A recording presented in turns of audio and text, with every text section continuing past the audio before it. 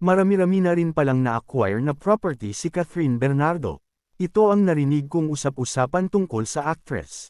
Pinupuri ito dahil ang husay pala nitong humawak ng money at hindi basta ginagastos lang sa mga luho, pinambibili raw talaga nito ng mga lupain, sa guidance ng kanyang inang si Min Bernardo. Anyway, daring hotness ang actress sa kanyang 29th birthday kahapon. Ang unang post niya at naka-all black na bra top and bikini bottom. Kita ang kanyang toned abs. Sexy ang dating, though naisingit niya ang kanyang endorsement. Welcoming my 29th with a midnight snack, ayon sa kanyang post.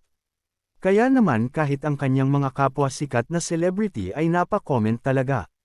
Sunod niyang post ay ang white two-piece baby bra top and white bikini. Mas daring ang pictorial niya sa kama. Anya, woke up as a 29-year-old. More than 500,000 na ang likes nito habang sinusulat namin ito. May hot ang third posting niya ng two-piece bikini. Mas mataas ang cut nito. Last weekend ay gumawa si Catherine ng ingay sa Bench Body of Work fashion show. Lalo na ang kanyang instant chemistry kasama si David Licauco at dance challenge kasama ang SB19 na nagpahappy sa kanyang followers. Si Catherine ay nagbida sa blockbuster hit na Hello, Love, Again noong 2024 na kasalukuyang pinakamataas na kita na pelikulang Pilipino of all time. Katambal niya rito si Alden Richards pero di umano'y malabo na ulit silang magtambal sa pelikula. Totoo kaya yun?